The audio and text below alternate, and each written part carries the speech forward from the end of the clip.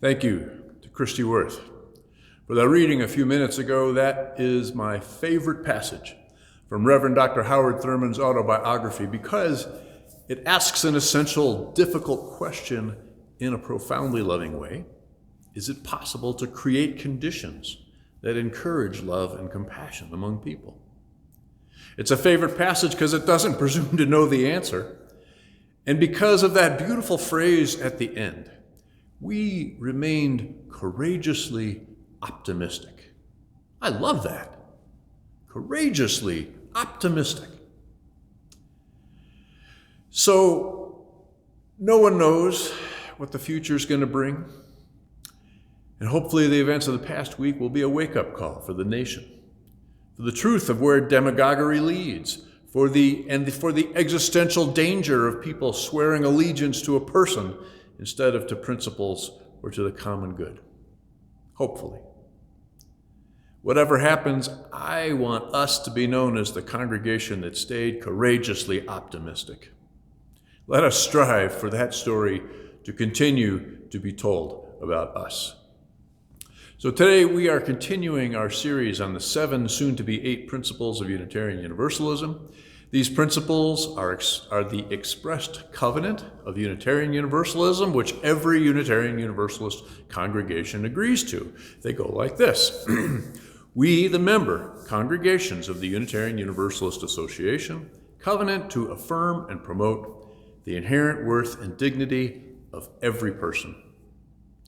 Justice, equity, and compassion in human relations. Acceptance of one another and encouragement to spiritual growth in our congregations. A free and responsible search for truth and meaning. The right of conscience and the use of the democratic process within our congregations and in society at large. The goal of world community with peace, liberty, and justice for all. Respect for the interdependent web of all existence of which we are a part. And the soon-to-be 8th principle, journeying towards spiritual wholeness by working to build a diverse, multicultural, beloved community by our actions that accountably dismantle racism and other oppressions in ourselves and our institutions. So last week we looked at the inherent worth and dignity of every person. Today we are exploring justice, equity, and compassion in human relations, which of course is an impossibly huge subject for a single Sunday. So what I decided is I'm going to make a few observations about the language and then explore a few interesting aspects of justice, and that will just have to be enough for today. About language, so I wonder if we were rewriting that principle today, if we would switch the order of justice, equity, and compassion. I wonder if in 2021 parlance we might decide that compassion has to come first in order to fuel a deeper commitment to justice and equity. And I wonder if we were rewriting that principle today, if we would limit justice, equity, and compassion to human relations. Like, what about the earth? The water that we drink, the air we breathe. There's a whole lot of relations where some justice, equity, and compassion would be to the benefit of, well, everything. So maybe the next time the principles are amended, we'll make some of those inclusions. I don't know. As a country, a huge part of the difficulty we have with justice is that we're not even talking about the same thing when we use the word. Like, consider when Mike Pompeo or Donald Trump use the word justice, they are generally talking about meting out punishment for people who have crossed them, for immigrants or for Black Lives Matter protesters.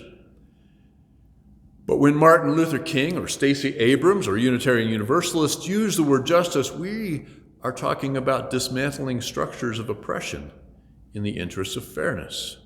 These are not the same visions of justice. Probably the longest running primary political struggle in our country has to do with justice and especially freedom. Principled conservatives, like when we used to have those in politics, principled conservatives think of freedom in economic terms, like free enterprise, free markets, and so on. Getting England economically out of the way of wealthy American colonists, like the framers of our Constitution, that was the primary reason for the American Revolution in the 1700s. Economic freedom is literally the DNA of the original American Constitution, and economic freedom is often synonymous with their sense of justice. Conservatives see government as something that impedes freedom. Liberals, on the other hand, tend to think of justice and freedom primarily in terms of protecting human rights, especially against the merciless forces of capitalism and racism and classism and so on. Justice and freedom for liberals means to mitigate against these forces. They look to government to provide that mitigation and thus to preserve freedom. Another interesting thing about justice and human nature is explored in what psychologists call the just world hypothesis. I find this fascinating, that there's a cognitive bias that almost all of us have to some degree, that the world is somehow fair or moral or just on some kind of spiritual or cosmic level. Like we love to attribute moral consequences to human behavior, and underneath that, which is largely unspoken, mostly unacknowledged, there's this assumption that there is some kind of cosmic justice or destiny or providence going on. I learned that in preparing for this morning, I learned that nearly every human language has bromides to express this. Like in English, we say, well, they got what was coming to them. Or we say, what goes around comes around. Or we say, you reap what you sow. Or the chickens came home to roost. Or you made your own bed, now you get to sleep on it, and on and on. Some version of the just world fallacy is what's behind the victim blaming of most human cultures. And just to be perfectly clear, victim blaming is real. It is a real empirical thing, whereas a cosmically just world is almost certainly not. And that raises some fun questions, right? If justice isn't inherent in the universe, like where do we get this idea that things should be just and fair? Anthropologists make the case that developing a sense of justice and fairness was evolutionarily necessary for all species that live together in groups, and that early human families and tribes and villages that developed this particular adaptation of justice tended to survive, where groups that didn't died out. In fact, you can see this phenomenon in most species that live in packs and groups, ways of cooperating, ways of taking care of each other, distributing resources, and so on. Johan Huizinga, a highly influential Dutch sociologist and historian, made the case that our sense of fairness, along with virtually every competitive or cooperative aspect of all human behavior and all human culture, evolved out of play. And that any time we find ourselves feeling indignation or anger, it is precisely because our sense of fairness has been crossed or insulted. Even feelings of hopelessness and despair, he argues, arise when we perceive that something isn't fair and there's nothing we can do about it. That's when we tend to give up. Like the anthropologists he inspired, Huizinga identifies justice and fairness as the very essence of what make communal living possible, and wonders if we resent or pursue and punish those who break the law, not just to prevent them from breaking the law again, but because they threaten us at a more basic level.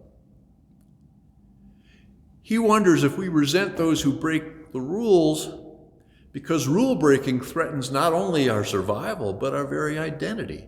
Like, just who or what would we be without the human connections, the fragile agreements, and justice and fairness that define our relationships and our lives? Even children grasp at membership in society and acceptance and success among family and peers, a felt sense of connection to other human beings. These basic markers of our human well-being are possible only when we play by the rules, or at least most children learn that eventually. I know some parents of small boys that might argue with that statement. And isn't it true that when people are willing to fight for their rights, are willing to risk safety for an ideal like freedom, justice, or democracy, aren't these examples of how someone's conception of justice or fairness actually become even more important than their individual selves, their individual safety, their individual well-being. And isn't this exactly how we often define what it is to be noble and virtuous? So we've just scratched the surface thinking about justice. We've skipped over equity, and we've only hinted at the origins and the need for compassion. That's okay. As I mentioned, we are a living tradition, and our principles were never intended to be chiseled into stone or interpreted in some literal or static way. Our principles, and this is really important, our principles are intended to invite us into a living dialogue with our deepest values. A dialogue that takes place in a living community where we understand that language is fluid and meanings change, and we don't all need to think alike in order to love alike. Where none of us have all the answers, but all of us have parts of answers, and we are more as people in a covenantal community than we could ever be as people in isolation. And I will tell you, unabashedly, without doubt or hesitation, that your presence in my life, this community, dedicated to love and justice and the unity that makes us one, is precisely what helps keep me courageously optimistic. Thank you, and amen. Hope to see you soon.